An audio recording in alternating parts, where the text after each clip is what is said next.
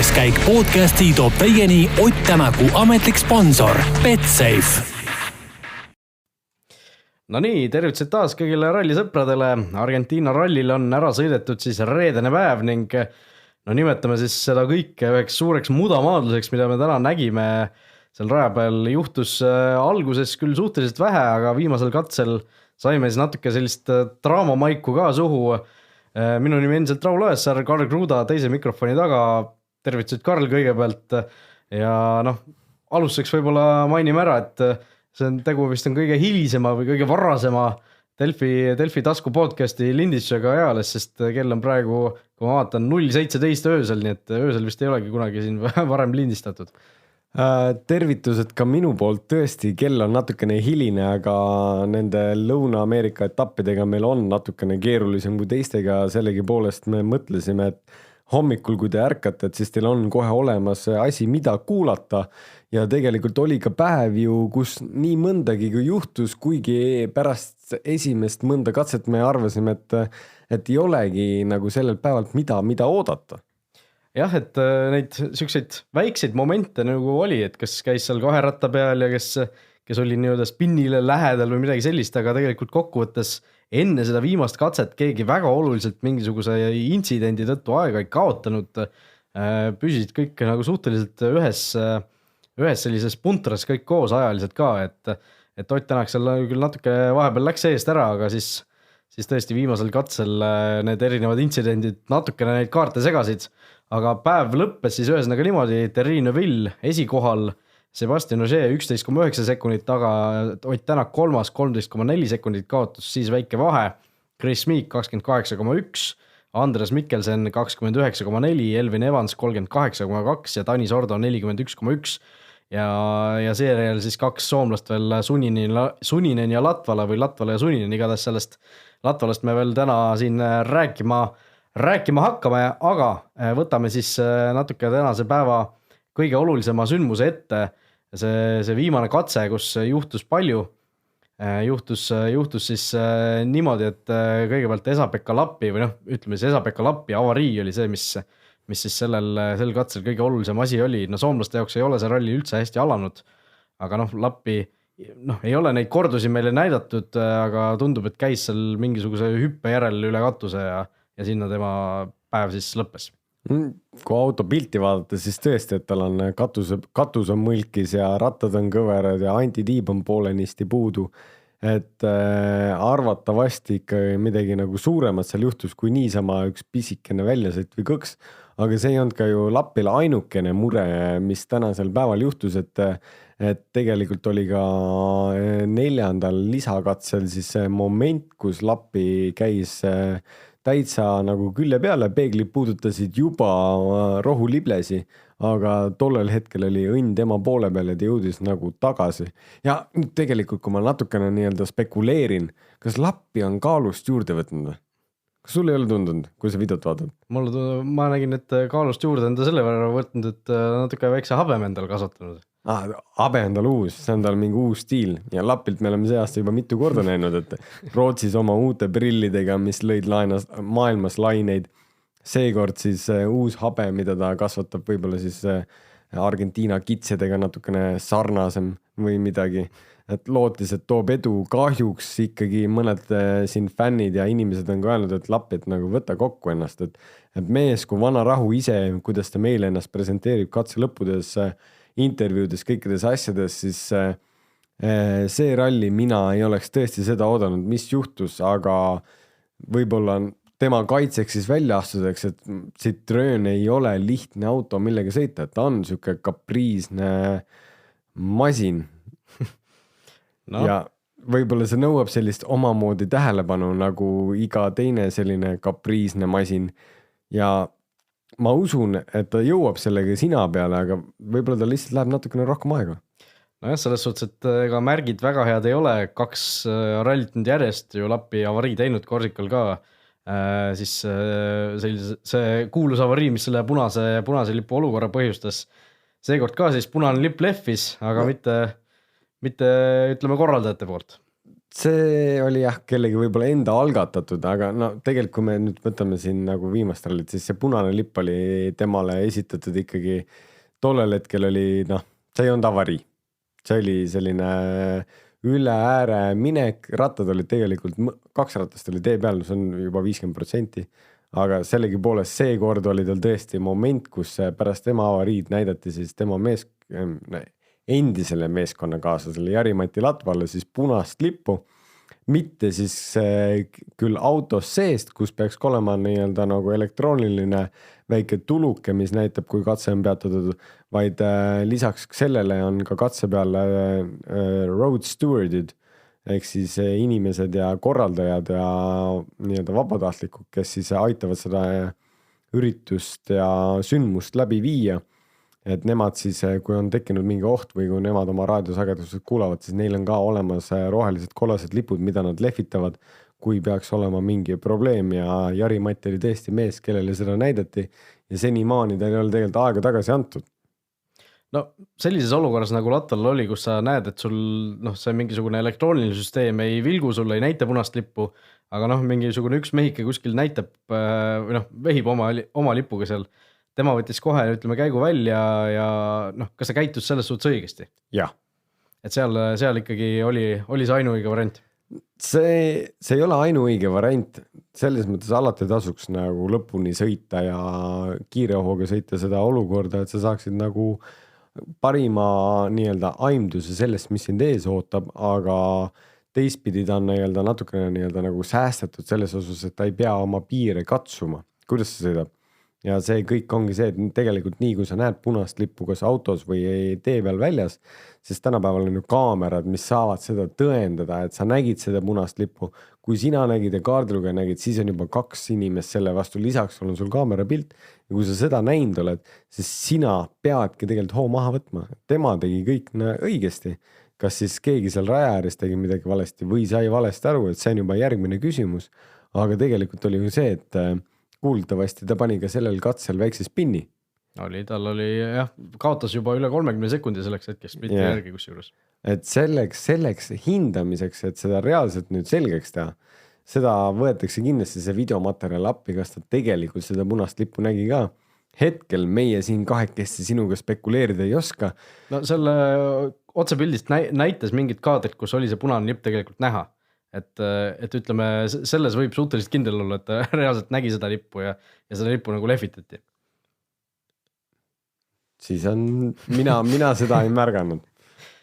Seekord mina seda ei märganud. Kas tegemist oli ka raja või korraldaja, kas tal oli ka oranž vest selles? Tundus, et oli jah, mingisugune selline high-vis vest, eks ju, mingi võib-olla oli isegi kollakas roheline, et aga see igatahes keegi justkui oli seal ikkagi mingisugune ametlik mehike, kes seda liputas, et see ei tundnud ka mingisugune Türgi lipp või midagi sellist olevat, et see oli nagu oli punane lipp, et ütleme siis nii, et Latole käitus õigesti ja loodetavasti antakse talle umbes minut siis aega tagasi. Hüperaktiivne fänn. Just, et natuke kiire päästiku sõrmega, aga räägime natuke siis Ott Tänaku päevast ka, temale me ju kõik kaasa elame. Algus oli hea, seejärel päevase või hommikuse tiiru siis see teine pool vajus natuke ära. Ütles pärast seal meediatsoonis, et kui autoga oli kõik korras, siis sõitis kõik hästi. Jättis nagu mingisuguse sellise küsimärgi ikkagi õhku, et midagi seal justkui valesti oli. Et mida mina kuulnud olen, on see, et ehk äkki võib-olla mingisugune probleem oli piduritega. Aga meil jääb üle ainult spekuleerida siin.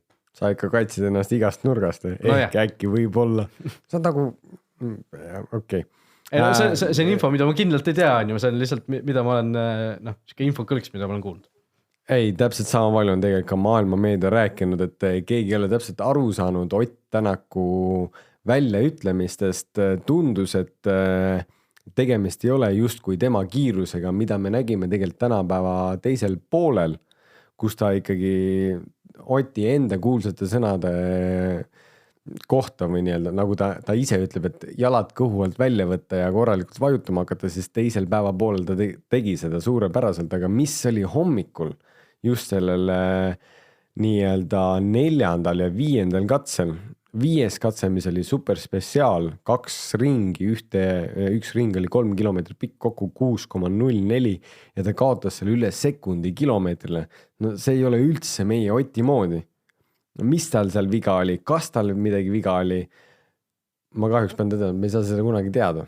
No võib-olla kunagi saame, kui see välja ütleb, aga noh, praegu igatahes meil kindlat infot selle kohta ei ole, aga no, ikkagi tundub, et mingisugune auto probleem seal oli.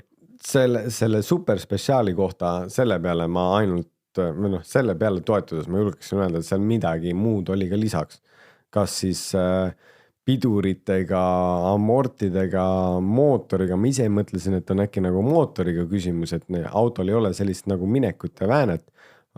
Samas videopilti vaadates nägid, et kõik nagu toimis ilusti ja kõik liikus ilusti. Et ei tohiks nagu selles mure oli, siis mõtlesin, et äkki nagu sõidustiil muutunud.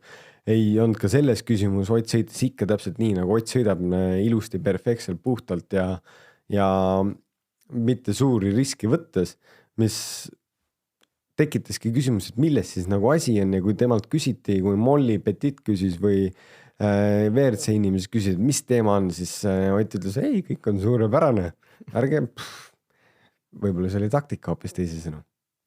Ei tea, igatahes Tänak pärast lõunapausi 2 katset järjest väga kenasti võitis, tõusis taas liidriks, aga siis päeva viimasel katsel jällegi juhtus, tegi sellise spinni, alguses tundus selline väike déjà vu, et eelmine aasta ka ju Argentiinas mäletatavasti väike spin sisse tuli, see just hooaja ainus selline sõidueksimus enne Austraaliat, aga noh, finišis ütles Tänak, et siis drive shaft ehk siis veovõll eesti keeles läks tal katki, et no räägi, mis asi see veovõll kõigepealt on, mida see mõjutab, kui see katki läheb, kuidas ta katki läheb, miks ta katki läheb, ütleme kõik see, mis me selle info pealt oskame öelda. No siin Delfi otseblogis sai siin lugeda, et korra oli tegemist roolivardaga. Jah, see oli, ütleme, minu eksimus põhjuseks, ütleme siis paneme hilise kellaaja. Väga õige, tegelikult on kell palju, me kõik oleme väsinud ja see on normaalne, aga drive shaftiga siis tegemist on veovõlliga, ehk siis see, mis ühendab tagumist diferentsiaali või esimest diferentsiaali rattaga, mis siis nii-öelda paneb ratta keerlema. Diferentsiaalid on siis ühendatud kardaaniga, tagumine diferentsiaal on ühendatud kardaaniga, mis jõuab siis esimese käigukasti juurde, kus küljes on siis diferentsiaal ja diferentsiaal on siis plaatide kogum. Et kui sul tuleb üks nagu või vedav osa sisse, pöörlev nii-öelda pulk, siis see pöörlev pulk peab jagama 90-kraadise nurgal võrdselt mõlemale poole, nii paremale kui vasakule, samamoodi pöörleva rotatsiooni mõlemale ja samas nii-öelda võimsuses. Ja siis see on veel, seal on erinevaid plaate ja nii-öelda põhimõtteliselt seal sees on veel eraldi sidur, mis libiseb, plaadid, mis hõõruvad, neid sa saad kõike reguleerida, eelpinget sa saad kruttida. No, ütleme, jääme lihtsaks praegu. Ütleme, et kui tavaliselt paneb raharatad käima, siis ralliautode puhul paneb, või noh, üldse autode puhul paneb veovõllratad. Ja, diferentsiaal ongi see siis, mis ühendab need rattad ära keskliitega, mis siis, kust mootorist tuleb see kogu jõud. Ja kuidas saab, ütleme siis Ott Tänak aru, et see katki on ja kui palju see seda sõitu siis mõjutab? Väga hea küsimus, Raul. Tegelikult on see, et kui üks veovõll sul katki läheb, siis sul diferentsiaal enam tööd teha ei saa, sellepärast et ühel pool on 0 hõõrdumist. Siis teine pool kaob ka ära, sellepärast et kui keegi on mänginud kunagigi Lego klotsidega ja ehitanud need väiksed mudelautosi Legodest või noh, siis seal tegelikult on selline nii-öelda mehhanism, siis kui ühel ei ole hõõrdumist või pidamist, siis see teine käib vabalt nagu ringi. Et siis nad käiksid nii-öelda nagu vastassuunas.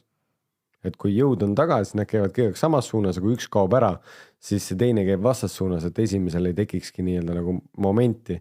See võib olla nagu keeruline mõista, aga kui üks kaob ära, siis tegelikult kaob mõlemad ära. Et kui Otile arvat, kas ta läks siis esimene või tagumine sild, siis kui üks nendest pooltelgedest puruks läks, siis tal tegelikult jäi auto kas esiveduseks või tagaveduseks. ühesõnaga seetõttu ilmselt tuli ka see spin, me nägime seal, auto oli ülehüvitav oli selles olukorras siis jah. Siis oli tagavedul. Jah, et tundub, et selline asi siis Tänakul juhtus, õnneks väga palju aega selles suhtes kaotsi ei läinud, et tal oli liidrina natuke seda puhvrit ka, 13,4 sekundit on siis tema kaotus Thierry Neuvillile, kes päeva liidrina lõpetas. Võtame siit kohalt võib-olla sujuvalt üle ka siis meie hea toetaja Betsafe'i koefitsiendid ja vaatame üle ja vaatame siis või märgime siis ära selle, et Ott Tänak on endiselt tegelikult Betsafe'i koefitsientide järgi selle ralli favoriit, võidu favoriit 2,55 on tema koefitsient, Neuville 3, Ogier 4 ja võib-olla kui siin panustamissoovituste juurde minna, siis keegi teine, ehk siis ükskõik kes teine peale selle kolmiku ralli võidab, koefitsient 8 lausa. No Chris Meek on tegelikult ainult 3,9 sekundit Ogierist maas, kelle koef on ju 3 ja tema koef siis on selles mõttes on 8. Nojah, et ma arvan, et kui millegi peale panustada, siis... Ja ta on võitnud ka. Just, et kui millegi peale panustada nende koefitsientide seas, siis see 8 tundub päris hea väärtusena, et neid variante on lihtsalt rohkem, et seal ei pea ju üks mees kindlasti võitma mingisugune Miik või Mikkelsen või Evans, vaid võib sealt keegi teine ka tulla. Aga see selleks koefitsientidest veel, kui enne eelmises saates rääkisime siis või tõime välja selle koefitsiendi, et Ott Tänak võidab testikatse, ralli ja punktikatse, siis testikatse on võidetud ja Tänaku esimene testikatse võit siis sel hooajal ja nüüd saab siis panustada ainult sellele, et nii ralli kui punktikatse tulevad koefitsiendiks siis 5. Aga läheme edasi või mõtleme natuke edasi siin, mis võiks homme saada. Kõik oleneb ilmselt stardijärjekorra mõttes või selles mõttes, et kui hea kuskilt startida on, sellest, kui hästi need katsed ära kuivavad, et tundub ilmateate järgi, et homme juurde ei tohiks sadada või öösel ei tohiks sadada, et täna oli küll see stardijärjekorra mõttes oli ikka päris korralik loterii tundus, et mingitel katsetel justkui oli eest parem minna, mingitel katsetel ikkagi tagant näidati ka häid aegu, et selline väga vahelduvad olid need olud. Tänane päev tõesti pakkus meile päris palju. Nagu igast vaatenurgast, sellest vaatenurgast, et me alguses arvasime, et midagi juhtub, pärast vaatasime, et võib-olla juhtub ka liiga palju juba.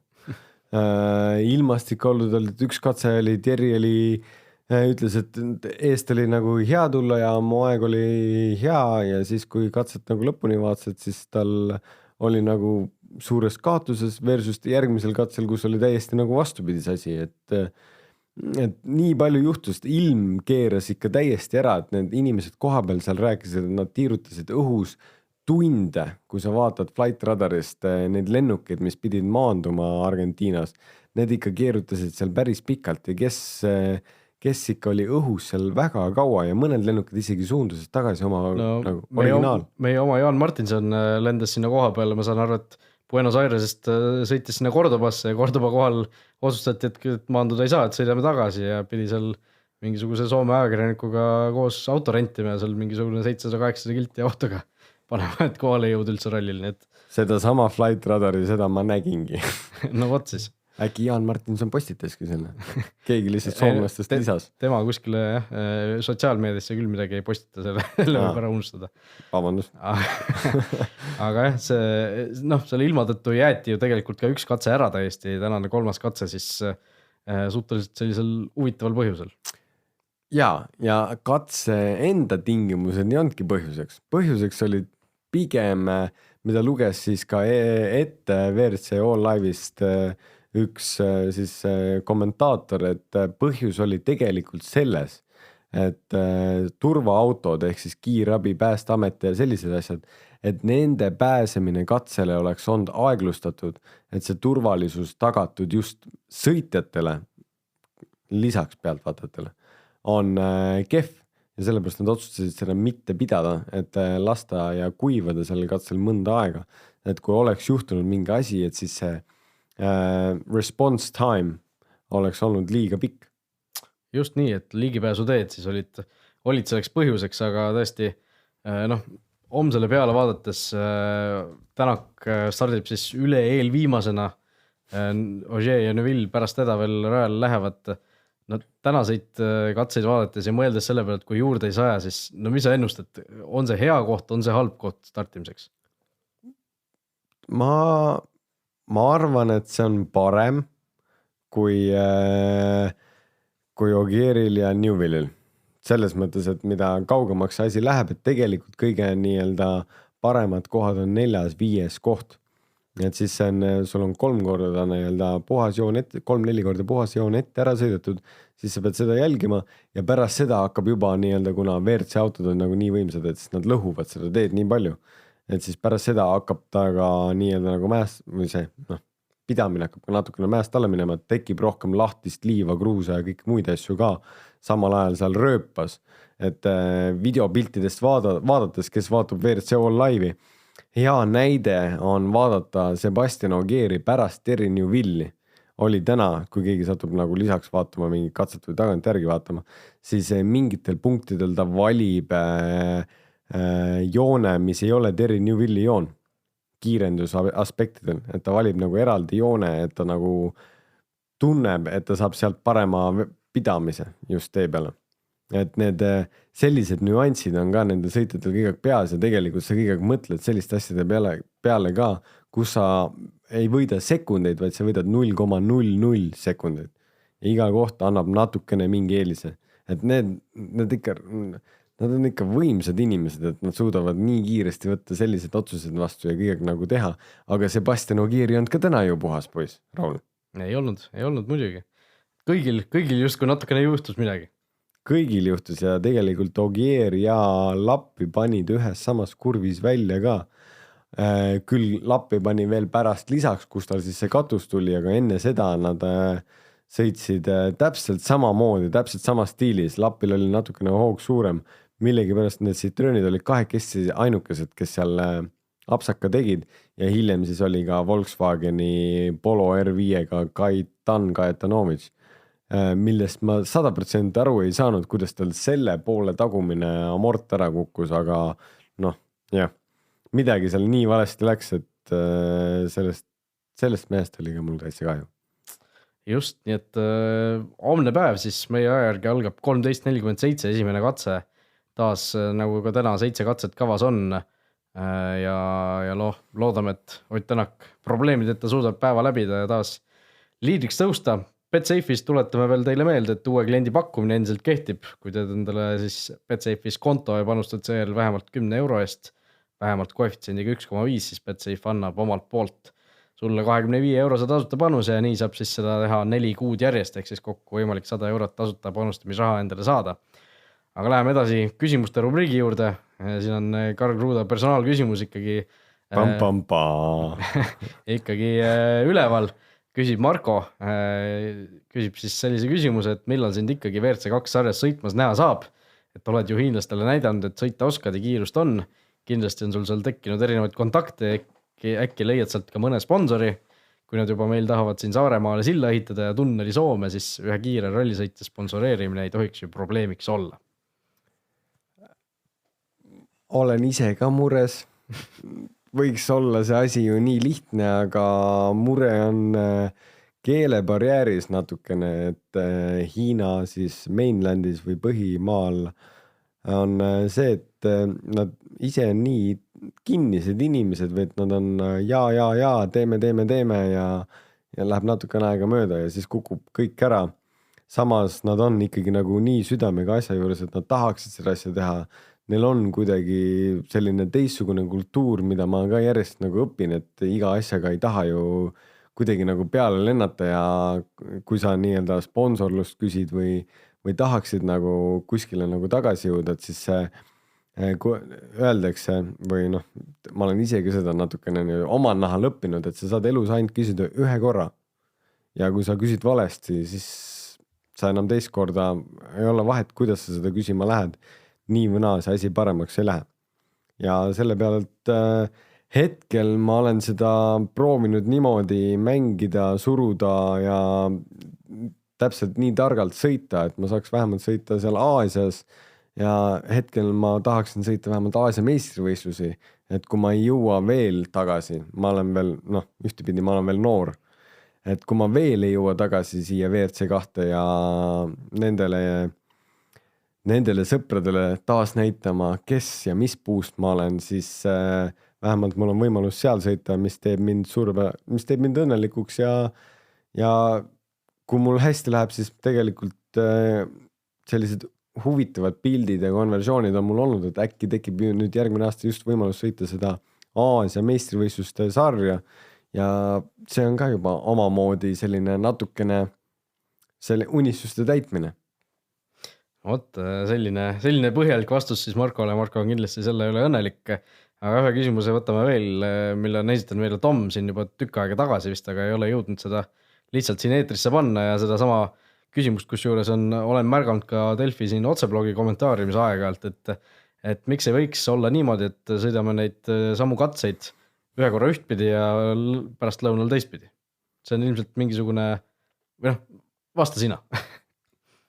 See juba läheb tegelikult legendi kirjutamise alla, et siis sa peaksid ralli korraldamise mõistes selliseid katseid peetakse Hiinas.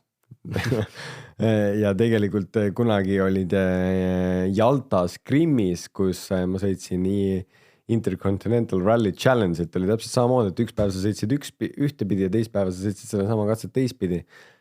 Mis teeb selle ohtlikuks on see, et trajektoor on erinev ühte otsa, et see kurvi sisenemine ja kurvist väljumine on ühtemoodi ja kui sa teistpidi seda tuled, siis see on nii-öelda nagu natukene nagu häiriv.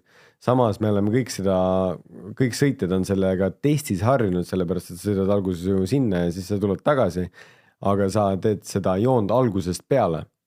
Et sa algusest peale laiendad enda trajektoori versus siis see, et sõidavad 100 autot ühtepidi läbi ja siis tuled sa teistpidi tagasi.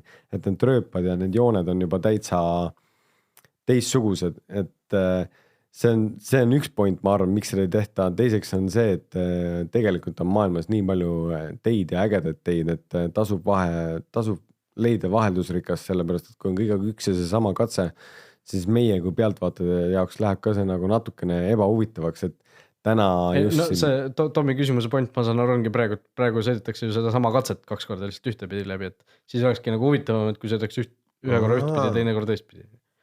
Et hommikul ühtepidi pärast lõunal teistpidi, aga see ma saan aru, on ka korralduslikud küsimused. See jõuaks mu 3. pointini. 3. point oleks see, et legendi kirjutamine oleks lihtsalt 2 korda pikem. Et 2 päeva asemel, mida nad praegu teevad, siis sa peaksid tegelikult tegema 4 päeva. Sest kui kõik peavad ühe korra selle katse läbima, 2 korda või teist korda kontrollima, kui kõik on selle ära teinud, siis sa saaksid alles teistpidi keerata ja siis see ajakulu oleks lihtsalt liiga suur. See on siis 3. point. Just, nii et palju erinevaid põhjusi, aga nagu kuulda seeme, siis mõnel pool maailmas ikkagi selliseid asju ka tehakse. Hiinas ma olen niimoodi, et viimane etapp, mis oli väga naljakas, ma lihtsalt, vabandust, et ma sellest räägin, ei ole kuidagi seotud selle Argentiina MM-iga, on täiesti teisel pool maailmalt, aga mul oli viimasel võistlustel, mille ma siis ka võitsin, oli üks katse, 16 kilomeetrit pikk. Esimene päev ma sõitsin 4 korda seda ühtepidi ja teine päev ma sõitsin 4 korda seda teistpidi. Viimane katse jäeti ära. Ehk siis teine päev ma sõitsin seda 3 korda. No võt nüüd, mis seal viimasel katsel siis see juhtus, miks see ära jäeti? Seal oli mingi elektriauto koolas ära kuskile sinna keskele. Ja seda ei saa siis, selle peab mingi puksiiriga ära tõstma sealt. Täpselt nii. No võt, igatahes sellised jutud siis täna siin hilisõhtul või varaöösel meie siit paneme mikrofond kinni, läheme magama ja hakkame homset päeva ootama. Teie siis võite seda saadet kuulata nii siis siin öösel kohe kui ka hommikul enne uut päeva või millalgi veel hiljem. Meid saate ikka kuulata Delfi taskust ja kui teil meile küsimusi on, siis saate need esitada aadressil kuueskaik@delfi.ee. Ja nagu ka eelmistel nädalavahetustel, samamoodi Betsafe'i abiga on võimalik siis esitada üks küsimus ka Ott Tänakule teil kõigil kuulajatel, ehk siis kel mõni huvitav idee tuleb, siis kindlasti andke tulla, sellepärast et parimale küsimusele on välja pandud ka auhind ja auhinnaks on siis Tänaku autogrammidega Ott Tänaku plakat ja teesärk, nii et tasub esitada küll, nii et et andke ainult tuld. Meie siit aga lõpetame. Aitäh, et olite meiega ja head ööd. Head ööd. Kuues käik podcasti tõi teieni Ott Tänaku ametlik sponsor Betsafe.